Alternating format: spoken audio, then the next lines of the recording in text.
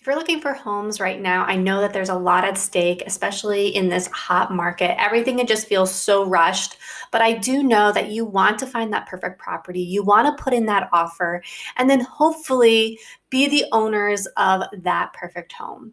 I am a realtor. I am not a home inspector by any means, but when I'm with my buyers, there are a few things that I do look for during house tours or open houses that are so important because we can get so consumed with the beauty of a home or what rooms could be if you were to own it and the potential of a home. And you just get so excited and our emotions could get the best of us. But we also need to be looking at areas that could be a problem or that could cost us some money later down the road if there are problems areas within the house.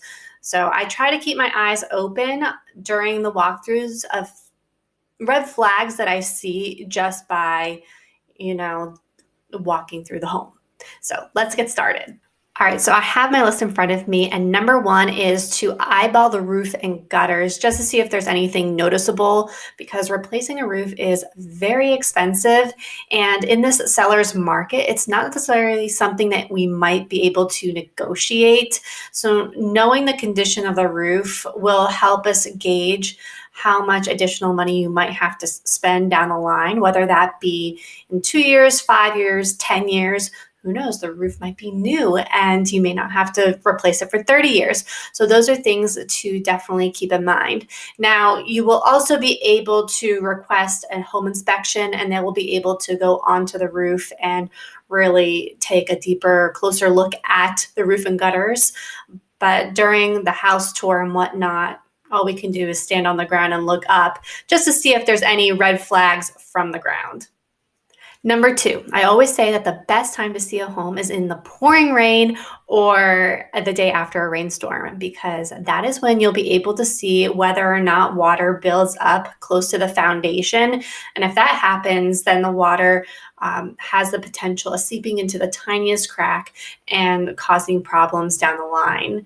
And I mean, in this market right now, it may not be possible for us to wait for the next rainstorm to see the home, but it is something to keep in mind. And if it's not possible, because time right now is of the essence in purchasing a home, we can always request the home inspection and they'll be able to check the foundation to make sure where it looks good, it's in good condition and whatnot. A lot of people, when it starts to pouring rain, they don't really want to see the homes. They're like, no, we'll just wait till the next nice day. But it's so good to see homes in different conditions, different weather settings, different times of day even.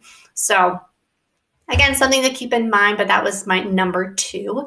For number three, check the wood sidings on the outside of the house for rot or insects, because again, this could be an expensive fix for you.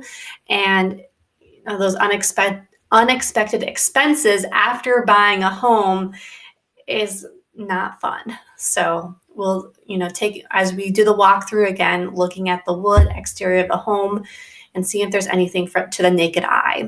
Keep in mind, we can also request a termite inspection, and a general house inspection should be able to see that. But if we're able to see problem areas ahead of time, we don't have to waste your time or anyone else's, and we can just move on to the next home if it is an issue.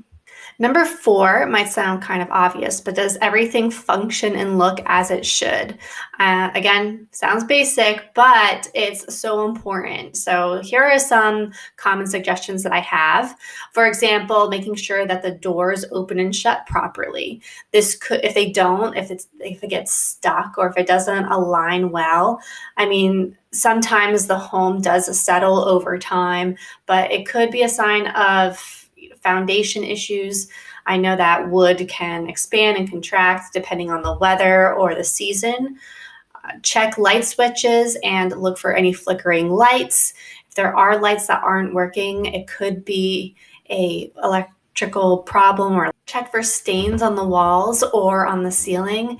That could be a sign of leaks. Are there any funky smells, or is there too much air freshener? I do get nervous when I walk into homes and it's like, whoa, there's a lot of air freshener in here. What are they hiding? What smell are they hiding? Because it could be mold, mildew, or like animal stains, and they might be trying to cover it up with I don't know, a candle or one of those plugins. So that's another thing to keep in mind. And of course, not all of these things will indicate a problem, but I want my buyers to be cautious and know what to expect and what to look for when they're searching for their home.